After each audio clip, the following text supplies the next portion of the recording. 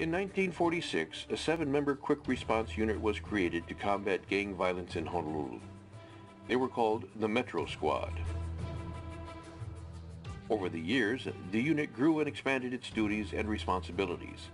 In 1972, it was renamed the Tactical Operations Division, or TOD. Today, it's known as the Specialized Services Division, or SSD, and is comprised of about 60 officers. Their primary role is to maintain maximum readiness and respond to highly dangerous situations. Specialized Services Division is basically what the Honolulu Police Department calls its SWAT team, but it encompasses the helicopter section, the K-9 unit, and the bomb squad. We respond to high-risk critical incidents and basically is the last line of defense when it comes to those type of incidents. With the exception of the helicopter section, all of the SSD officers are SWAT operators and have undergone intensive specialized training. SWAT operators can be deployed for immediate response to high-risk calls including barricaded suspects, sniper and hostage situations, and other incidents that require their unique type of training. We're going in after usually dangerous suspects armed with firearms. So our equipment, our weapons, our vehicles, and our tactical gear is made for that purpose. You're not going to get the same type of experience that a normal patrol officer will get. It'll give you a very different aspect of police work, and you're getting involved in situations where people's lives are at direct jeopardy, and to be able to go in and resolve those kind of situations peacefully for everybody involved is a very rewarding thing. SSD officers are selected from the ranks of the department, a very competitive process. To qualify, the officers must pass a rigorous physical fitness pre-acceptance test. Aside from passing our pre-acceptance physical fitness test, it does have a lot of physical demands that you obviously won't get if you're in patrol. You have to pass that physical fitness test every quarter, and you also have to pass our firearms qualification tests every quarter, and it's very different from our normal patrol annual qualification. It's very physically demanding, mentally demanding, even emotionally. It'll take a toll. After gaining experience in the field, SWAT operators may be selected to join one of the special units within the SSD, such as the bomb unit. The bomb unit is made up of 7 officers, 5 bomb technicians, and 2 hazardous material technicians. They respond to incidents involving dangerous devices such as explosives, improvised bombs, military munitions, and hoax devices. They also respond to incidents where hazardous materials or chemicals may be present. All of the HPD's bomb techs start off as hazmat technicians. To become a certified bomb tech, the officers must travel to the mainland to receive special training in explosives. All bomb technicians have to attend the National School at Redstone Arsenal. That's actually an accredited school that's put on by the FBI. It is the only bomb school in the entire world, formalized bomb school. That training is about 6 to 7 weeks, depending on how intense the curriculum is at that particular time.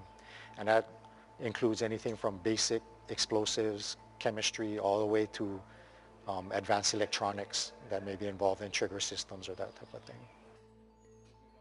When it comes to equipment, the bomb unit has a total of 6 robots. They are used in a variety of situations, including barricaded suspects, vehicle explosives, and other tactical operations. All of the robots are equipped with cameras and can be controlled remotely. The robots have the ability to climb upstairs. Some of them even have night vision capability and can detect different chemicals. But don't be fooled, operating these machines isn't easy. It's a skill that takes a lot of practice to master.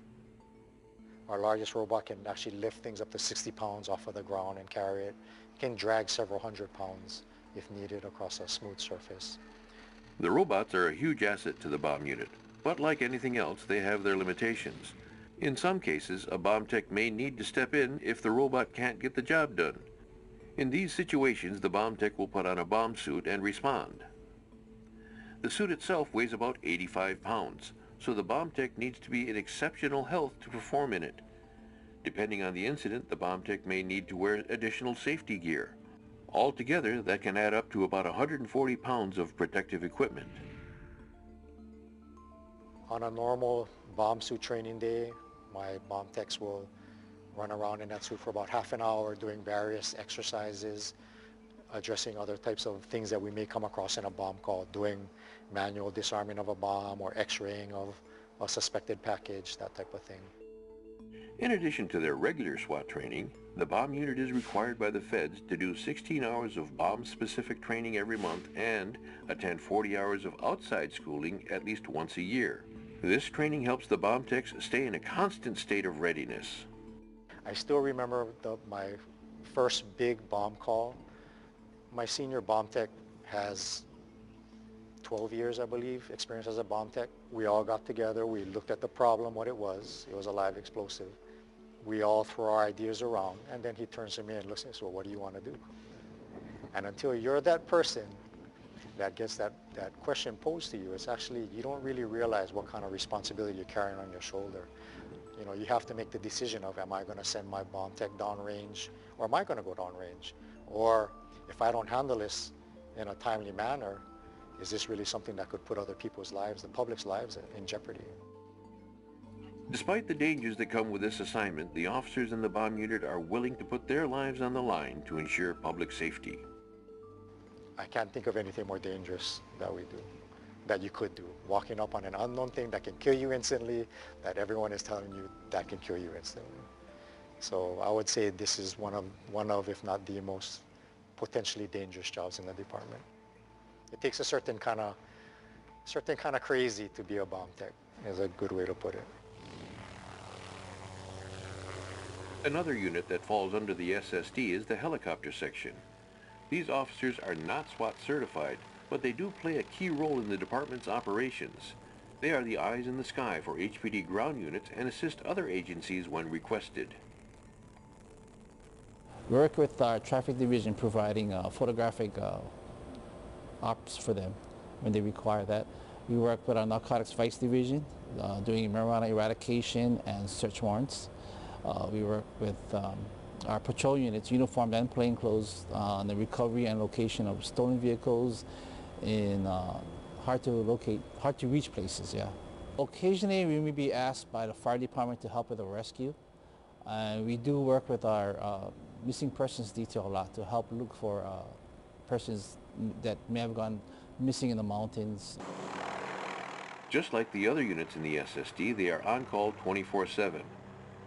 When they are not responding to calls for service, they are usually on routine flight patrols or conducting training exercises. So we work with narcotics vice division, specifically the GRAS detail. We do rappelling exercises with them. The helicopter section is made up of 1 sergeant, 3 pilots, and 3 tactical flight officers, also known as TFOs, or observers. To be part of the unit, you must be an HPD sworn officer or reserve officer. Okay, the observer or tactical flight officer needs to be trained as a pilot. He's not going to be licensed to be a pilot, but he needs to learn all the procedures of how to operate the helicopter in case the pilot in command becomes incapacitated. On top of that, he needs to be experienced in patrol tactics so he can work with the ground units. The pilots need a minimum of 500 hours of turbine helicopter time. And a lot of the pilots, in fact, all of my pilots have gone through the program as TFOs. Currently, the department has 2 McDonnell Douglas 500E helicopters. The most challenging part of the job is keeping the unit running here. The maintenance is very expensive. It's very time-consuming. There's a lot of inspections on the helicopters. While the job has its challenges, it can also be very satisfying for the crew.